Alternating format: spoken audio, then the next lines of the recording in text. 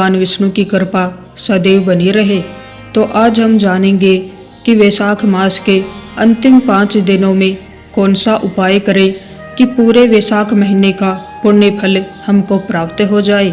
अगर अभी तक आपने वैशाख मास में कुछ भी धर्म कर्म या दान पुण्य नहीं किया है तो इस उपाय को आप अंतिम 5 दिनों में अवश्य करें।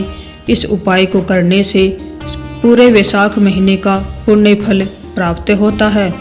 हिंदू धर्म के त्रिदेवों में भगवान विष्णु की आराधना का पवित्र मास वैशाख मास है।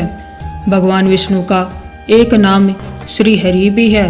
शास्त्रों में हरि का अर्थ अज्ञान और उसके बुरे परिणामों का नाश करने वाला बताया गया है। इसलिए वैशाख मास में भगवान विष्णु की उपासना और अध्यात्म में लीन होकर धर्म कर्म को मानने वाले भक्त स्वास्थ्य लाभ आरोग्यता के साथ पुण्य फल को प्राप्त करते हैं। धर्म शास्त्रों के अनुसार सभी प्रकार के दान से जो पुण्य और समस्त तीर्थों में दर्शन पूजन आदि से जो पुण्य प्राप्त होता है उसे मनुष्य वैशाख मास में केवल जलदान प्याऊ आदि की व्यवस्था करके प्राप्त कर सकता है। इसलिए धर्म शास्त्रों में वर्णित है कि वैशाख मास में प्याऊ लगाकर रास्ते के थके मंदे मनुष्यों को जो संतुष्ट करता है वह ब्रह्मा शिव विष्णु आदि देवताओं का आशीर्वाद प्राप्त करता है। वैशाख मास में जल की इच्छा रखने वाले को जल, छाया चाहने वाले को छाता और पंखे की इच्छा रखने वाले को पंखा देना चाहिए। जो प्यास से पीड़ित महात्मा पुरुष के लिए शीतल जल प्रदान करता है वह उतने ही मात्र से 10,000 राजसूर्य यज्ञों का फल पाता है। वैशाख मास में प्रातः सूर्योदय से पूर्व ही निकट की किसी नदी सरोवर बावड़ी अथवा कुएं पर स्नान करके इष्ट देव की आराधना की जाती है। ओम नमो भगवते वासुदेवाय नमः इस मंत्र की कम से कम 5 माला जपने का विधान है। पूरे मास में एक समय भोजन करना चाहिए और यदि संभव न हो तो वैशाख शुक्ल एकादशी से पूर्णिमा तक अंतिम 5 दिनों में तो यह व्रत अवश्य ही करना चाहिए। स्नान के बाद पीपल और पथवरी पर नियमित रूप से जल भी चढ़ाया जाता है। पीपल के वृक्ष के पास एक पत्थर स्थापित करके उसे ही पथवरी मान लिया जाता है। वैशाख मास के देवता भगवान मधुसूदन हैं। उसके बाद उनकी आरती और पूजन किया जाता है। वैशाख महीने के शुक्ल पक्ष के आखिरी 5 दिन बहुत ही खास होते हैं।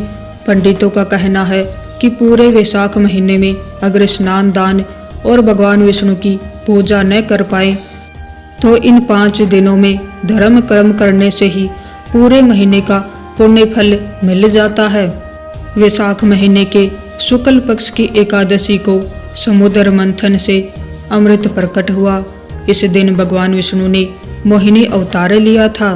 द्वादशी तिथि को भगवान विष्णु ने उस अमृत की रक्षा की थी।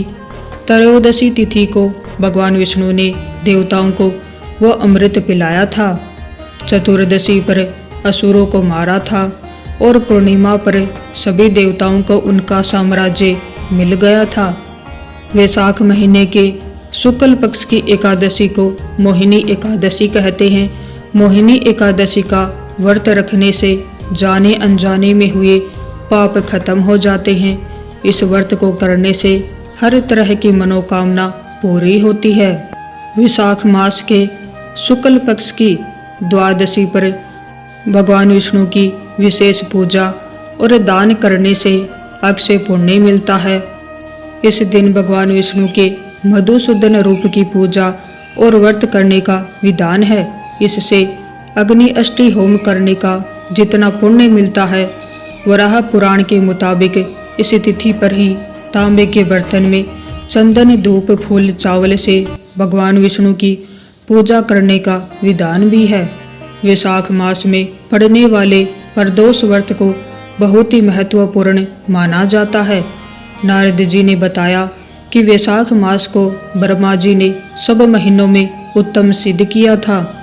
यह मास संपूर्ण देवताओं के द्वारा पूजित है, इसलिए इस महीने में पड़ने वाले प्रदोष व्रत के प्रभाव से दाम्पत्य जीवन में सुख समृद्धि बढ़ती है और शारीरिक परेशानियां दूर हो जाती हैं। पद्म पुराण के मुताबिक वैशाख महीने के शुक्ल पक्ष की चतुर्दशी पर भगवान नरसिंह प्रकट हुए थे। ये भगवान विष्णु का चौथा अवतार था। इनका आधा शरीर सिंह और आधा इंसान का था। इन्होंने राक्षस हिरण्यकश्यप को मारकर भक्त प्रहलाद को बचाया था।